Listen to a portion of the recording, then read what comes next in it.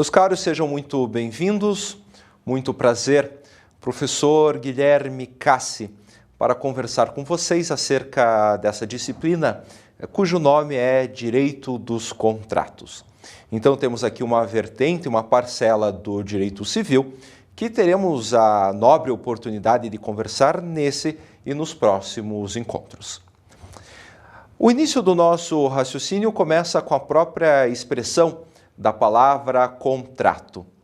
É interessante, um jurista italiano chamado Enzo Roppo, uma grande referência nossa da disciplina, comenta que a expressão contrato tem um duplo sentido no uso do nosso vernáculo. Contrato pode ter tanto um sentido econômico quanto também um sentido jurídico. No primeiro momento, contrato, no seu sentido econômico, vem da ideia de contrato como negociação, como relação comercial entre dois ou mais sujeitos. Quando disse que aquele seu vizinho fechou um ótimo contrato, significa que entre ele e uma outra pessoa existe uma relação comercial que teve um grande resultado. Quando falamos do início dos primórdios da sociedade, a expressão contrato, nesse sentido, era justamente utilizado como algo do ponto de vista econômico. Foi somente no momento posterior, e falaremos em especial a partir de Roma, que o contrato ele ganhou uma natureza jurídica. Essa expressão contrato também como um acordo de vontades que cria a relação obrigacional entre dois ou mais sujeitos. Veja que o contrato, o conceito econômico, nunca deixou de existir. Mas a partir do momento dessa nova acepção, é como se aquele primeiro conceito ganhasse um invólucro jurídico, na medida em que os acordos de vontade então elaborados passariam a ter força, como se fosse força de lei, e poderem ser exigidos perante o Estado. No nosso raciocínio e no nosso estudo, nós trabalhamos e conversamos principalmente sobre o contrato no seu conceito jurídico, pois é a partir dele que surgem as normas recíprocas entre os contratantes e que merecem, então, o tratamento jurídico dispensado, em especial, pelo Código Civil. O nosso ponto de partida também é uma avaliação de como chegamos até o momento atual, porque, por óbvio, temos o tratamento da Lei 10.406 acerca do direito contratual, mas se trata de uma evolução histórica. Como eu já comentei antes, o primeiro momento em que nós tivemos um tratamento mais específico acerca da figura do contrato foi em Roma. No direito romano existia a figura do contractus, que era então um acordo de vontades a partir do qual surgia um vínculo jurídico obrigacional e formal entre as partes. Porém, na primeira fase de Roma, do direito romano, esse contractus, ele observava necessariamente uma forma. Somente era contractus, e portanto poderia ser exigido perante o Estado romano, aqueles contratos, aqueles negócios que, por exemplo, fossem feitos por escrito ou que se utilizassem de certas palavras sacramentais.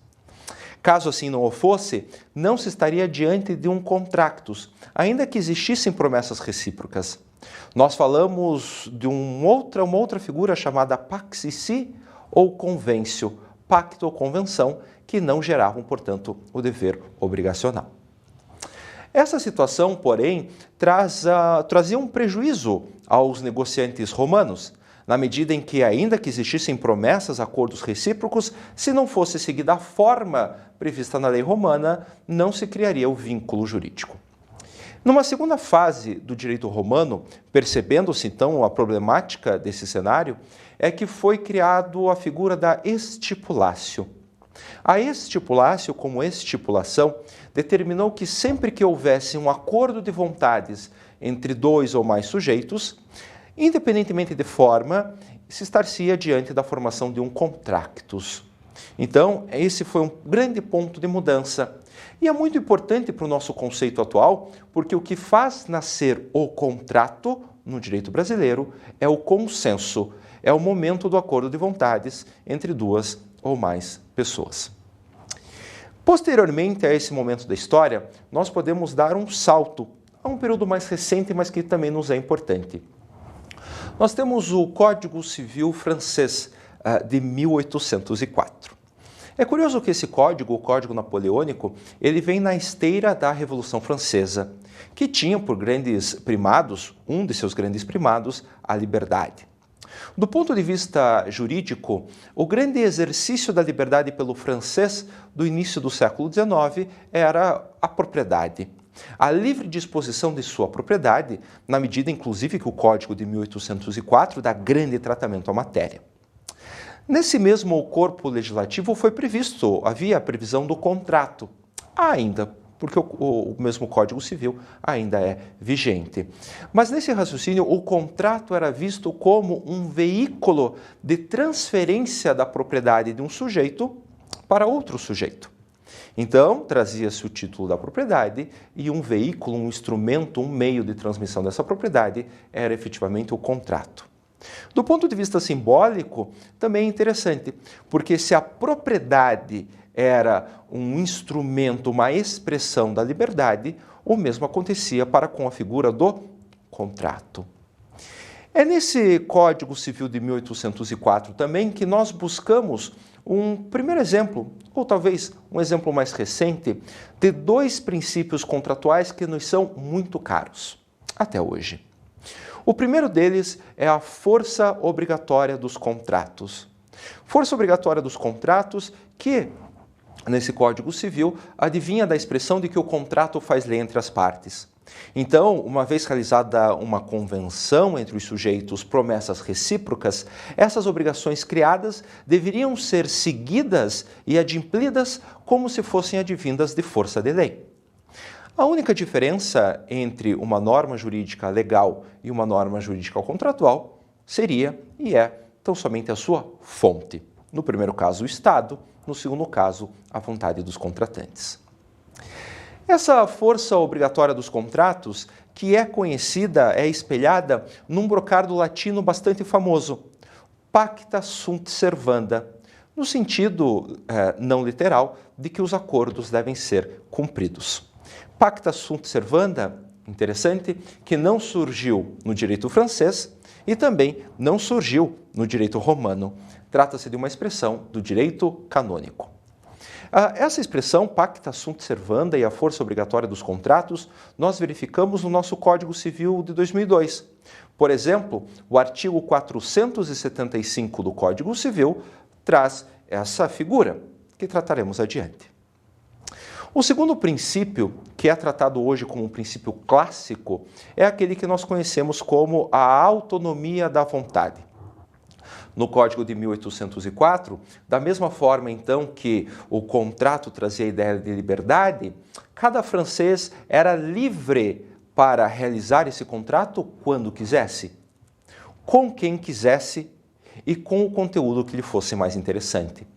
Falava-se, assim, de uma ampla liberdade, a autonomia da vontade dos sujeitos para a elaboração, a criação de diferentes contratos. Trata-se também de um conceito ainda vigente no direito brasileiro, o princípio da autonomia da vontade, embora, como falaremos oportunamente, cada vez mais com certa intervenção do Estado, certa limitação, mas sempre com o interesse de garantir a ordem social. Do ponto de vista da autonomia da vontade, é interessante que ele redunda em duas espécies distintas. Ou, melhor dizendo, esse princípio da autonomia da vontade se manifesta no contrato sob dois pontos de vista. O primeiro, já desde 1804, é a chamada liberdade de contratar. Liberdade de contratar significa que eu posso escolher com quem contratar e quando contratar. Essa é uma faculdade absolutamente minha que não pode ser direcionada. A segunda expressão da autonomia da vontade é, frise, a liberdade contratual, que diz respeito ao conteúdo do contrato. Se liberdade de contratar é quando e com quem contratar, liberdade contratual diz respeito ao conteúdo, às obrigações assumidas pelas partes. Tanto que é interessante, durante o século XIX, as relações de trabalho, emprego, eram regidas pelo Código Civil de 1804. Essa liberdade dizia que se um trabalhador, por exemplo, quisesse vender a sua mão de obra por 10 centavos a hora para um determinado empregador, seria uma faculdade dele. É até por isso, por conta desses conceitos, que com a evolução, principalmente do século XX, houve uma mitigação, tanto da autonomia da vontade, quanto do pacta sunt servanda. Perfeito. Passos adiante, um grande exemplo, expoente da nossa tradição contratual é o Código Civil Alemão de 1896, o BGB. Esse Código Civil alemão, por óbvio, trouxe a figura do contrato, porém sob uma outra roupagem. Contrato, a partir de 1896, passou a ser visto como um negócio jurídico. Em realidade, o contrato é uma espécie dessa figura negócio jurídico. Antes de falarmos especificamente sobre o negócio jurídico, já cabe adiantar que o nosso Código Civil Brasileiro de 1916, cuja elaboração, cuja discussão se iniciou logo nos primeiros anos do século XX, se inspirou totalmente nesse Código Alemão de 1896. Logo, já no Código Civil de 1916, há o tratamento do contrato como um negócio jurídico. Situação essa que já foi repetida no Código Civil de 2002. É curioso, então, quando chegamos a essa parte do negócio jurídico, que então nós podemos começar a conceituar o nosso sentido, a nossa ideia jurídica de contrato. Ok, o contrato é um negócio jurídico. Porém, para que nós possamos chegar a esse raciocínio, é preciso então esmiuçar, desvelar o significado dessa ideia de negócio jurídico para dizer que ele chega a ser um contrato. O primeiro ponto, por óbvio que é do conhecimento do senhor e da senhora, é a ideia de fato jurídico. Então, antes de ser um negócio jurídico, trata-se de um fato jurídico. Um contrato como um fato, de maneira coloquial, eu posso dizer que é um fato que tem repercussão jurídica, então tem relevância jurídica, deflagra efeitos do ponto de vista da nossa legislação. Esse é um fato jurídico. Há alguns autores, inclusive, que até de maneira mais técnica, utilizam a expressão fato jurígeno, na medida em que o sufixo eno diz respeito à criação. Então, são fatos que criam repercussões jurídicas. De uma maneira mais técnica, por sua vez, a ideia de fato jurídico trata-se de um fato, como diz Pontes de Miranda, que corresponde ao suporte fático de uma norma. Então, uma determinada norma jurídica, seja qual for, trazem uma regra, uma determinada situação hipotética. Casar, divorciar, comprar, elaborar contrato, uma situação hipotética com uma consequência. Situação hipotética com uma consequência que se trata, portanto, de um suporte fático. O contrato, então, enquadra-se em uma dessas situações hipotéticas que faz parte de diversas normas jurídicas que nós temos na legislação e trata-se, portanto, de um fato jurídico. Antes de continuar, uma vez até que é interessante nós comentarmos sobre isso, quando você fala de fato jurídico como contrato, eu comentei no início da minha aula que antes de se ter o conceito jurídico, o contrato já existia como um negócio econômico. Esse fenômeno de transformação de fatos sociais em fatos jurídicos, ou seja, quando se cria uma norma cujo suporte fático traz aquela hipótese, é o que tecnicamente nós chamamos de juridicização. Essa expressão pode lhe ser importante mais cedo ou mais tarde. Juridicização, a transformação em fato jurídico daquilo que era antes apenas um fato social. No entanto, esse meu comentário de que fato jurídico é um fato com repercussão jurídica é bastante amplo, tanto que é conhecido como fato jurídico em sentido amplo. Esse fato jurídico pode ser dividido em duas espécies, que ao final chegaremos ao contrato. Fato jurídico em sentido amplo pode ser fato jurídico em sentido estrito ou ato jurídico. A diferença entre fato em sentido estrito e ato jurídico é muito simples. A ingerência humana como determinante para o acontecimento desse fato. Quando se trata de um fato jurídico em sentido estrito, é um fato jurídico cuja ingerência humana, a participação humana, não é de todo determinante para a sua ocorrência. Falamos, por exemplo, com eventos da natureza que, de um modo ou de outro, deflagram consequências jurídicas. A ação humana não foi determinante para o acontecimento do evento da natureza. Por sua vez, o ato jurídico é evidentemente ao contrário. Trata-se de um fato que tem repercussão jurídica, cujo acontecimento tem ingerência humana como determinante. Vide, dar um tiro em alguém tem repercussão jurídica, depende da ingerência humana, logo que se trata de um ato jurídico. Realizar um contrato, obviamente esses contratos dependem da ingerência humana. Por conta disso, o contrato é entendido como um ato jurídico. Porém, novamente, quando eu trago essa definição, eu estou falando de um ato jurídico em sentido amplo, que pode ser dividido em duas outras espécies, que são o ato jurídico em sentido estrito e, por sua vez, o negócio jurídico, que é o que nos importa. O ato jurídico em sentido estrito trata-se de um ato jurídico, ou seja, um fato cuja ocorrência depende necessariamente da ingerência humana e que os efeitos desse ato não são definidos pelas partes. Ato jurídico em sentido estrito é aquele em que os efeitos do ato jurídico não são definidos pelas partes.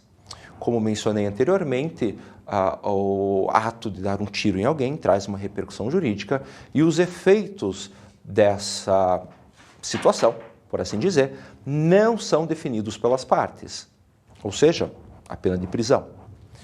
Por sua vez, negócio jurídico é o contrário. Fato cuja ocorrência depende da ingerência humana e os efeitos que serão produzidos desse ato são definidos pelas partes. Por exemplo, o contrato, o conteúdo do contrato é definido pelas partes. No entanto, eu já deixei claro para o senhor, para a senhora, que o contrato é um dos exemplos de negócio jurídico que nós temos, o que leva-se a subentender que há outros negócios jurídicos para além do contrato. Por exemplo, eu tenho a figura do testamento. O testamento, os efeitos desse testamento, o conteúdo desse testamento, que é muito caro a quem estuda para cartório, é definido pela parte.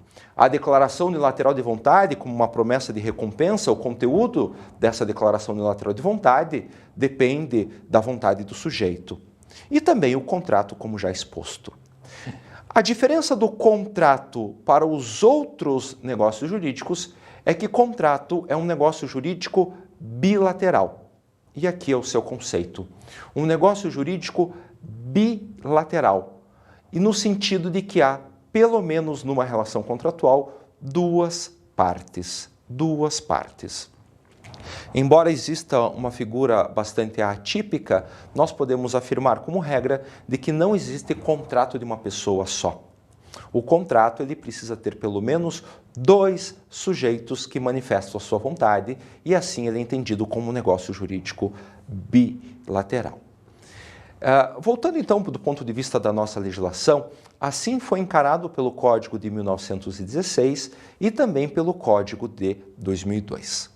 A diferença entre um e outro está estritamente no que diz respeito à ingerência ou advém da ingerência do Estado de, por meio da norma jurídica, limitar a atividade e a liberdade dos contratantes.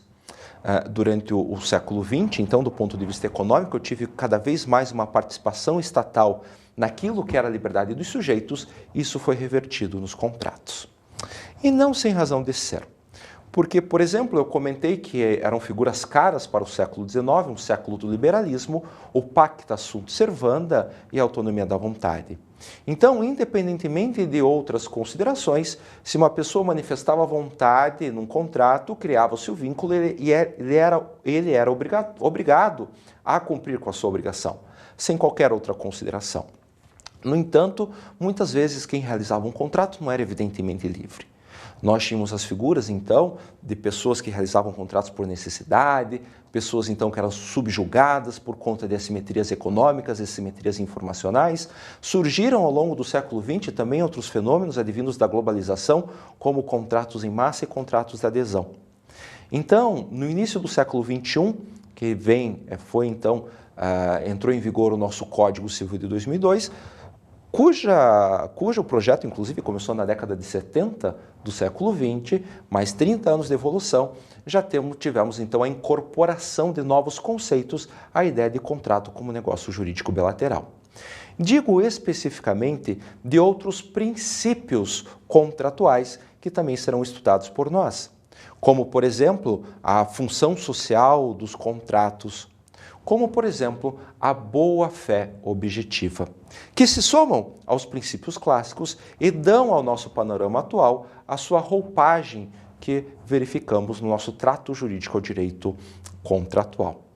Desse modo, como derradeiro, se eu pudesse lhe trazer um conceito de contratos, eu me recordo de um autor, Pablo Stolze, que diz que contrato é negócio jurídico bilateral, por meio do qual as partes, visando atingir determinados interesses patrimoniais, acordam suas vontades, criando um dever jurídico principal, de dar, fazer ou não fazer, as obrigações, bem como deveres jurídicos anexos, e aqui a novidade, oriundos do princípio da boa-fé objetiva e da função social dos contratos.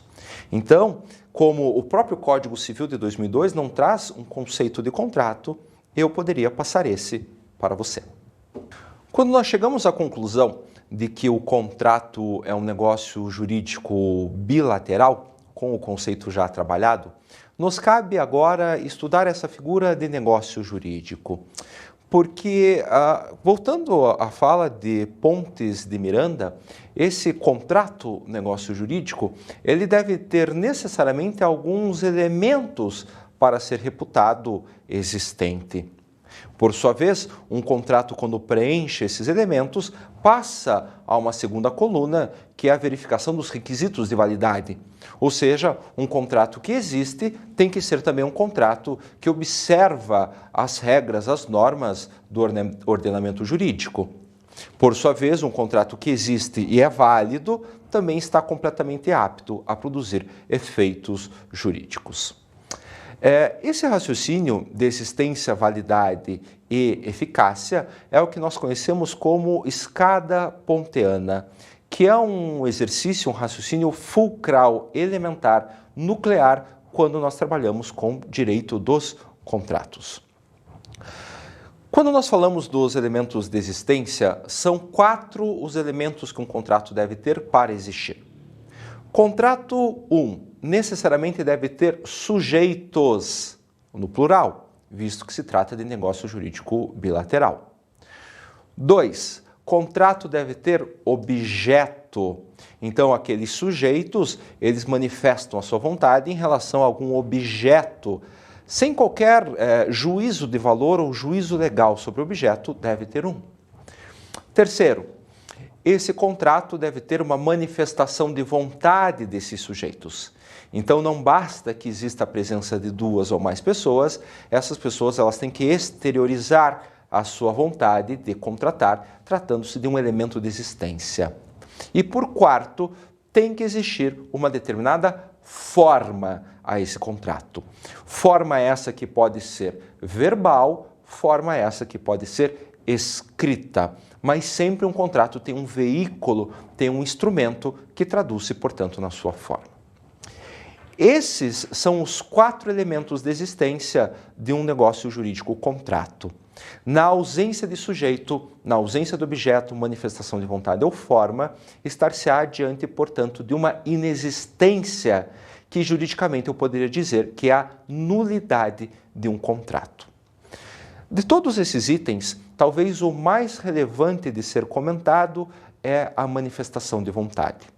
Então, na sua atividade profissional, na sua atividade pública, talvez você se depare com certas relações contratuais em que há a indicação de dois sujeitos pelo menos, há objeto, há uma forma. Porém, um desses sujeitos, nem por si, nem por meio de um mandatário ou um representante, manifestou a sua vontade para a elaboração daquele contrato. Algo que é absolutamente comum no nosso cotidiano. A ausência de assinatura, a ausência de desconhecimento, a ausência de exteriorização. Para essas situações, repito, a manifestação de vontade do sujeito é elemento de existência de um contrato. Ausente a manifestação de vontade por si, por um mandatário, por um representante, estar-se-á diante de uma inexistência, ou seja, a nulidade desse contrato formado. Perfeito. Uma vez presentes os 4 elementos de existência, passamos à segunda coluna da escada ponteana. A segunda coluna da escada ponteana, que você que está acompanhando os slides, irá verificar que eu trago então os elementos desses chamados requisitos de validade. Ou seja, quais são os itens que a legislação exige que esse contrato obedeça para então ele estar em conformidade com a ordem jurídica. Cada um dos 4 elementos de existência tem os seus itens referentes aos requisitos de validade. Primeiro lugar do sujeito. Quando se fala do sujeito, esse contratante, essa pessoa, tem que ter capacidade jurídica. A sua capacidade jurídica plena, alcançada a partir dos 18 anos de idade. Isso não significa, porém, que uma pessoa sem a capacidade civil plena não possa ser um contratante. Não é isso. Eu posso nitidamente ter, por exemplo, uma criança de 2 anos de idade que seja um sujeito de um contrato, ou eu posso ter alguém que sofreu interdição, que é considerado, portanto, relativamente incapaz, que seja o sujeito de um contrato, não existe óbice. Porém, nessas hipóteses de ausência de capacidade civil, esse sujeito ele terá que estar representado, no caso de se tratar de um absolutamente incapaz, pelo seu genitor, pelo seu tutor, ou, tratando-se de relativamente incapaz, deve estar assistido pelo seu, então, dito representante. Então, nesse raciocínio, o requisito de validade primeiro é: os sujeitos têm que estar dotados de capacidade ou, na sua ausência, com o seu representante ou assistente. Importante que a ausência de um desses requisitos de validade acarreta automaticamente, como já diz o nome, a invalidade desse contrato, que tem uma repercussão. A repercussão no que diz respeito à nulidade ou anulabilidade do contrato. Quando se trata de um absolutamente incapaz que realiza esse contrato sem a representação, absolutamente incapaz, esse contrato será inválido e nulo, nulidade.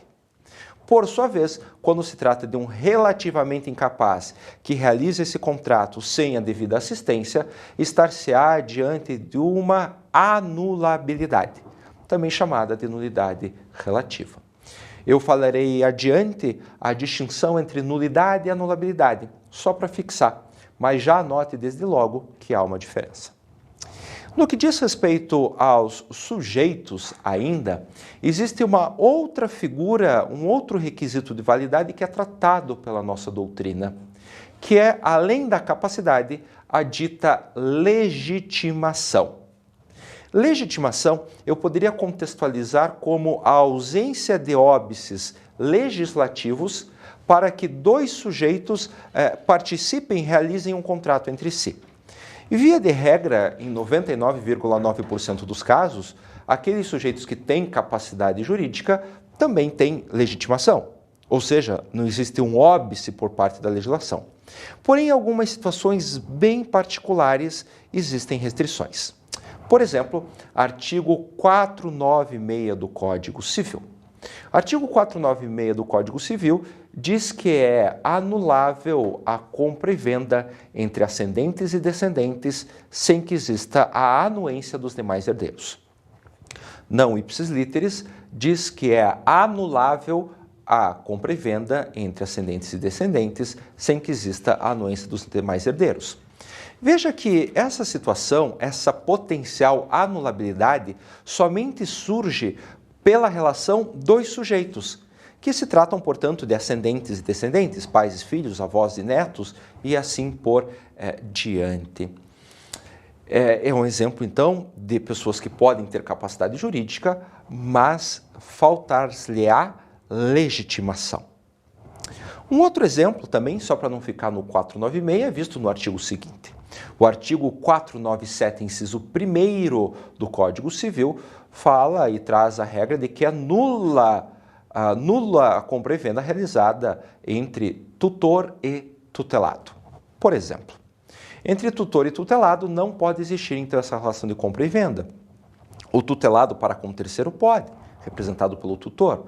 O tutor para com o terceiro pode, por si só, mas entre eles dois existe, então, esse óbice, fala-se que falta-lhes legitimação, portanto.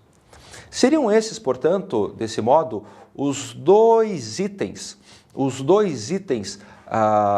de requisito, que podemos chamar de requisitos de validade, no que tange aos sujeitos. Passo seguinte, quanto ao objeto. O objeto existe sem qualquer juízo de valor. Porém, quando nós chegamos aos requisitos de validade, disse-se que esse objeto deve ser lícito, deve ser possível, deve ser determinado ou determinável e ter o caráter de patrimonialidade. A licitude significa a não proibição pela legislação. Temos um exemplo, o artigo 426 do Código Civil. O artigo 426 do Código Civil traz a figura do pacto sucessório, também chamado de pacta corvina, corvina de morte. O 426 proíbe contratos cujo objeto seja herança de pessoa viva.